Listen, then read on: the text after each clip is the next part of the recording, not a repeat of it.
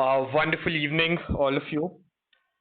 And let's begin with this podcast, which is called Power. And today I have someone extremely special, a wonderful human being, a mentor, a friend, a philosopher, a guide with me. So, Ma'am Daisy, thank you very much for being here. My pleasure, Abhishek, and thank you so much for so kind and generous introduction. Oh, great. God bless you, my dear. Yeah. All right, ma'am. So, as I'll just tell you about this, this podcast is named Power, and it's just as candid as it is. And so, first and foremost, is like very general question to you: what, according to is power? Well, see, it's I think the most searched and wanted word in the world right now, and for centuries also.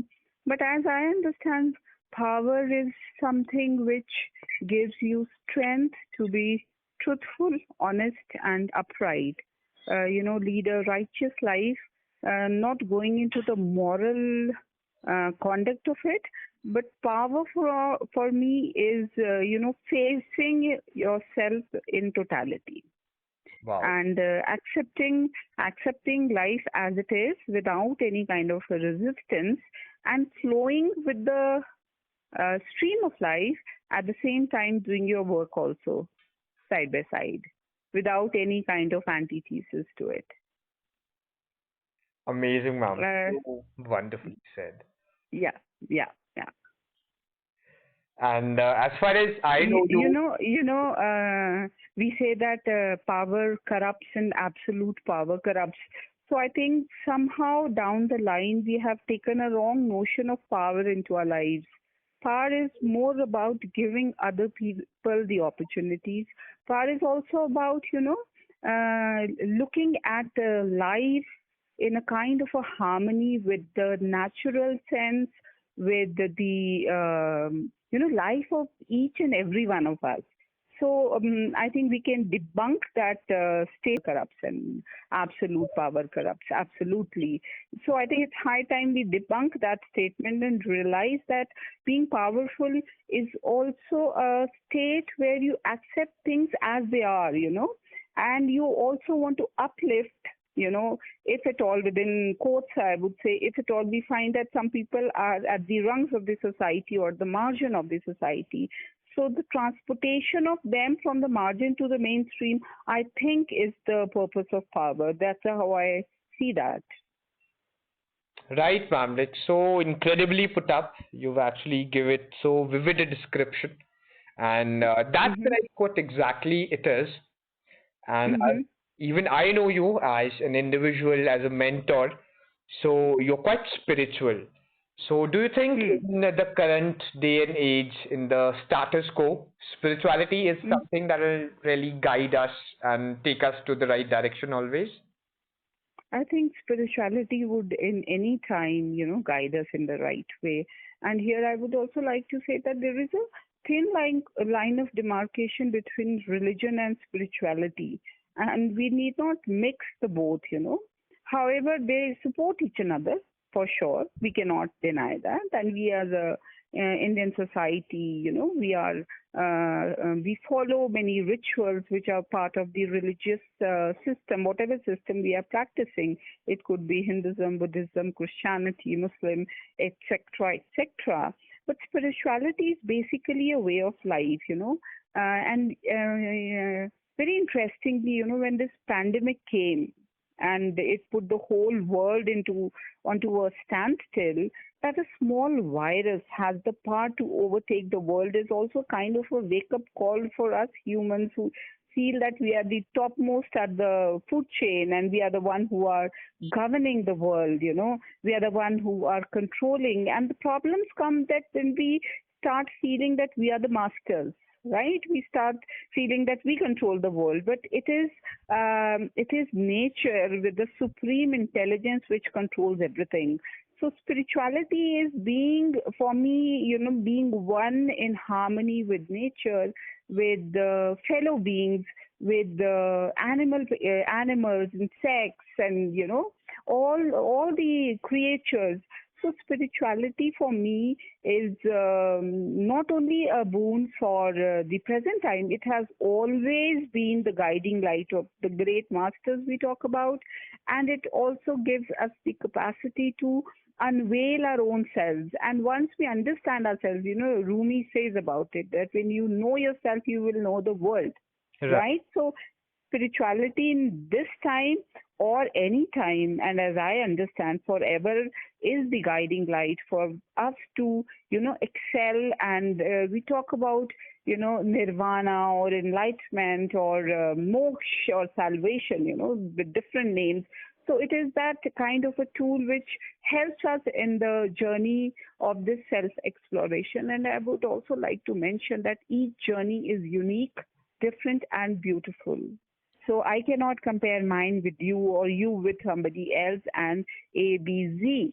So it's a journey, and it is an individual journey, and spirituality becomes your companion, your invisible companion.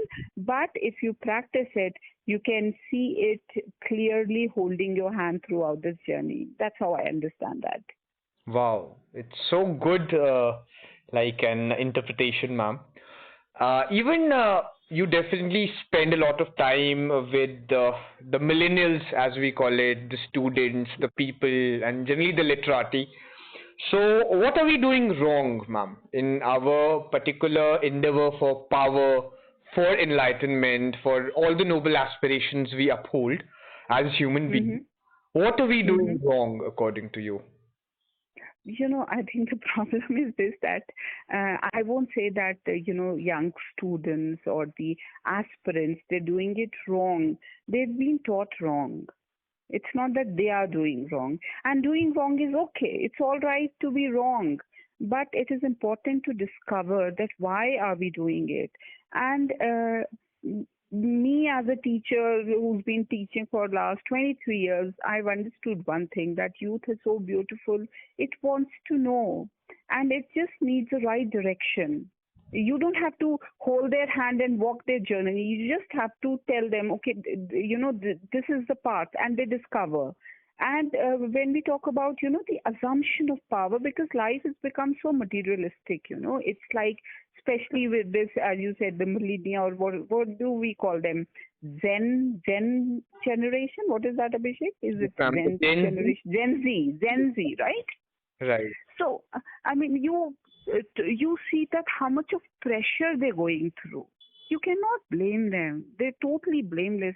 Look at the pressure. You want to be good, you want to look good, you have to be perfect, and there is so much of social conditioning. But who's telling us to be whole? Are we whole human beings? That is the question.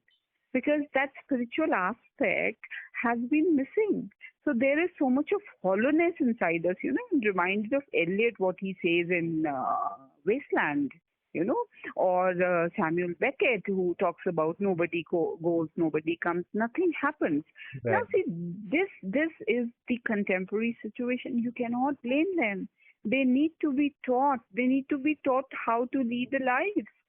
Career, professional career, money, things, they're important. I won't deny they're not important.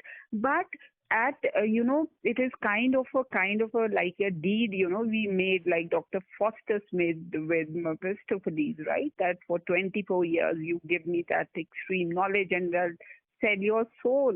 So we are unknowingly selling our soul, telling our students, our children, to sell their souls. Why? Because we know we need to fit in. We need to be accepted. So once we are able to accept, Abhishek, it's very interesting. Once we are able to accept ourselves as we are, without any pretension, hypocrisy, fabrication, or the compulsion of the society, once we accept, okay, fine, I'm 5'6" in height. It's okay to be 5'6" in height. It's a very peripheral example I'm giving here. Really? Okay, I'm not very fair. I'm dark skinned. It's okay to be dark. We don't need a slogan that black is beautiful. We don't need the West to come and tell this to us. It has to spring from inside. And once we are doing it, the dynamics of power will also change. Wow. And once the dynamics of power changes, we will also change. And to begin it, we need to nourish ourselves inside. Then only, what can we give to other people? What we have. But if we don't have it ourselves, we cannot give it to others too. So that's how I see at it. Yeah. True that, ma'am. It's so amazingly said again. And also, you talked about acceptance.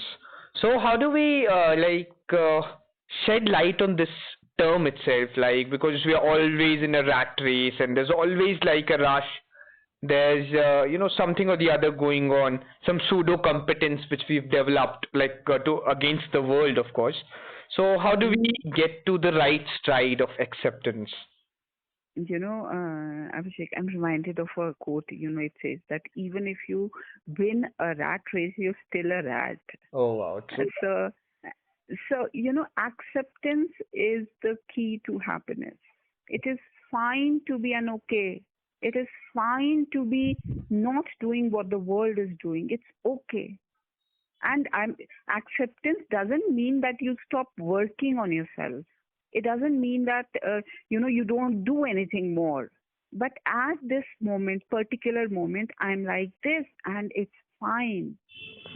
Acceptance of the natural self. In Hindi, we say sahaj. Beautiful word, sahaj in Hindi, which comes from Sanskrit. Sahaj is natural state. For instance, I'll just give you a very simple example. We Indians, we like to eat with our hands, our food with our hands without a fork or a knife or a spoon many a time. Right. So, but because sometimes, not that I'm commenting on anybody's choices of eating. It's okay. Now people are eating with chopsticks also, right? So it's all right. That's not a comment. But if we are happy with eating with our hands, why should it be a botheration? If I'm happy being, just writing and not working, why should it bother to me? Because we are always comparing. And, Abhishek, equality is a utopia. Equal opportunity is a practical term. Everyone cannot be, same height, same weight, same color. It is not possible, and it will make life so dull. World would be so dull with it if everyone looked alike. True. So we don't want that robots, right? So it's okay to be different, and each one of us is unique. And believe me, everyone has a unique quality. And everyone, I'm emphasizing on the word. You look at flowers, they have beautiful colors, outstandingly beautiful colors. You look at insects, you look at birds, you look at nature, you look at mountains. Each living entity is unique. So when this pressure is coming, and unfortunately, this is a pressure in the human system, only animals, humans are under this compulsion. No, have you seen any bird, fighting over that? Oh, I'm more beautiful than you are, or I have more resources than you are. They don't. Never. We do, right? So we have to accept as we are, and acceptance is not passive acceptance. And very interestingly, Abhishek, all the complementary values are necessary because somebody stalls short. So they are, what we say that they are necessary complementary values. So being different is okay. And we have to be brave enough.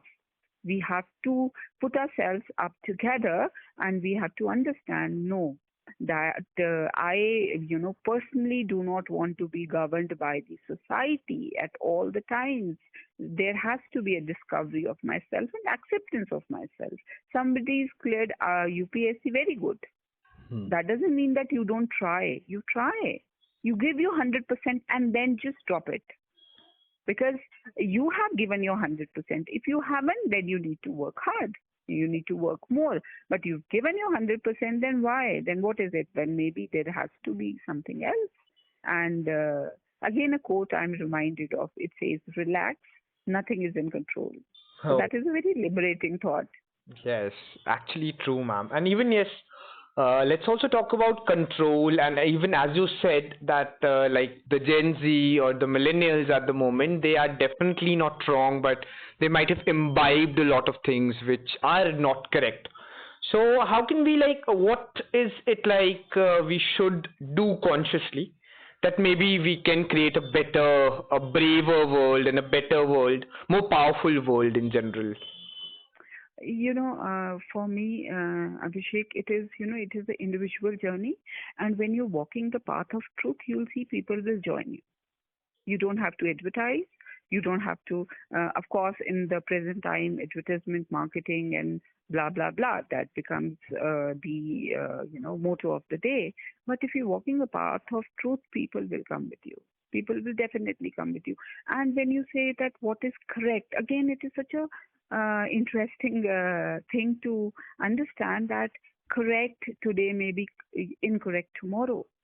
Right. But yes, consciously we have to take right decisions. We are responsible for the things which we do and which we do not do. So we are consciously responsible. So before, if you're facing a situation, you should not react. Take time, think about it, and respond. So response is very positive. Reaction is very volatile sometimes.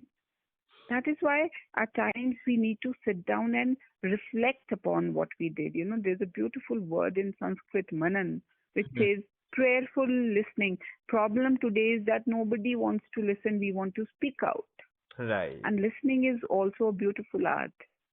As silence is a beautiful communication, so listening is a beautiful art. So, with people, young people like you, and I see other people working hard and, putting in your bit to make the world a safer place, a better place, a happy place. And believe me, it will matter. I'll just narrate you a small story. A small boy and his grandfather was going for a walk on the beach. So what happened is, with the high tide came a lot of starfishes. And the wave went back and they were on the beach. So the little boy is amused. So what he starts doing is that he starts throwing the fishes back in the water.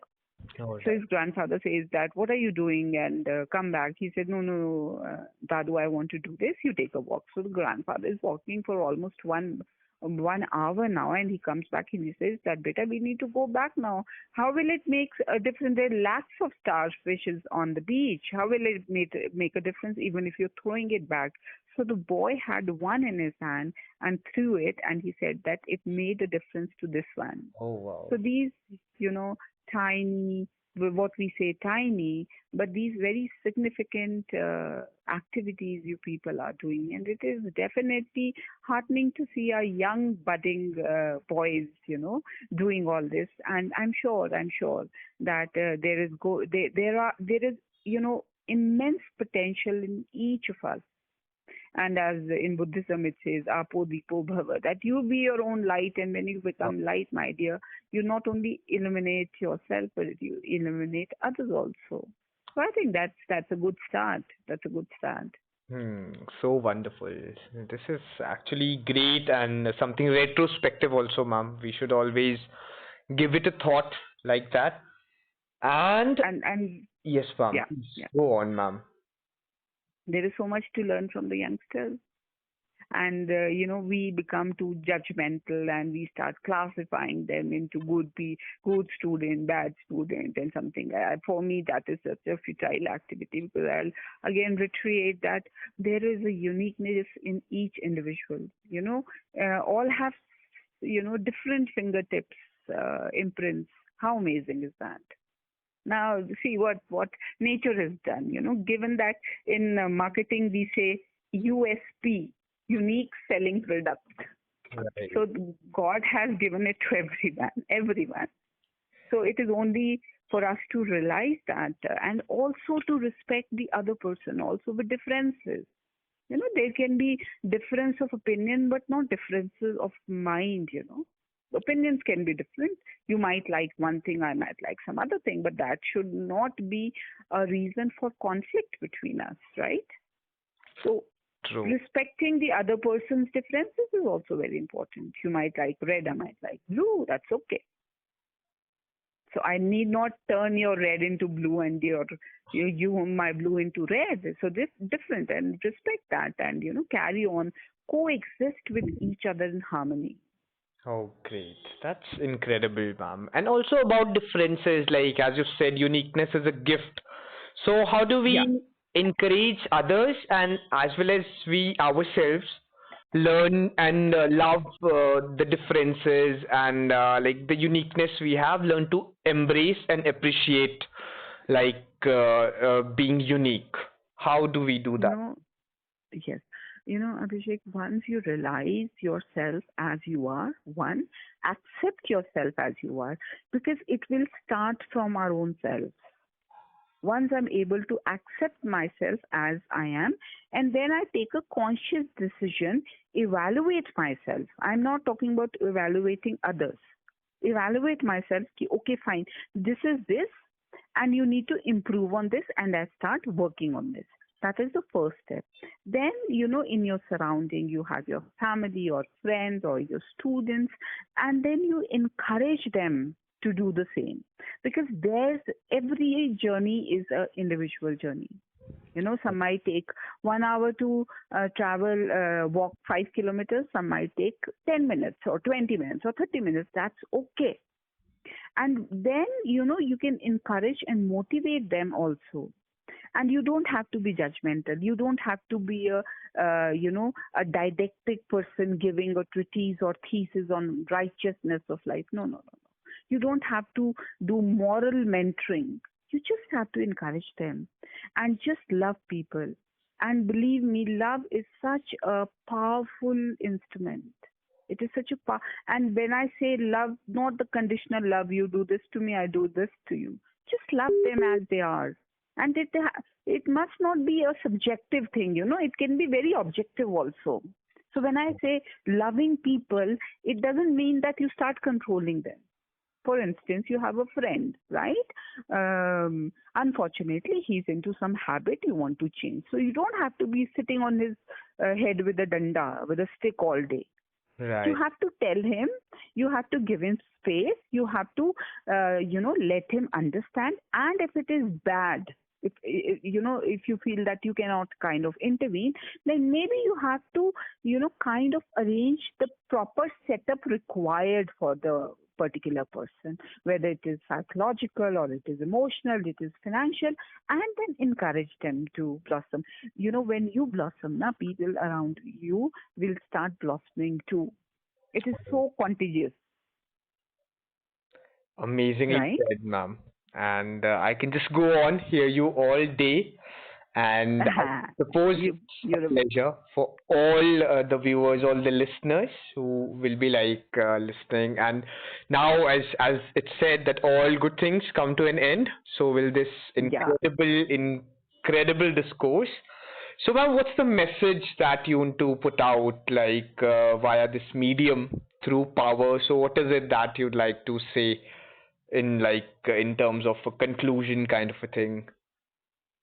Yeah, so what my take would be that understand your power, embrace your power, and use your power to empower others.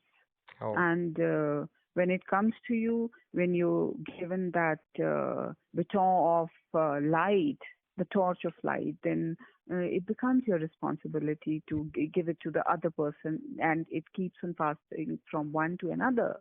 So I think that would be that understand your power and again embrace your power and empower ourselves. And so it becomes a more brighter, a more lighter, and a more happier world.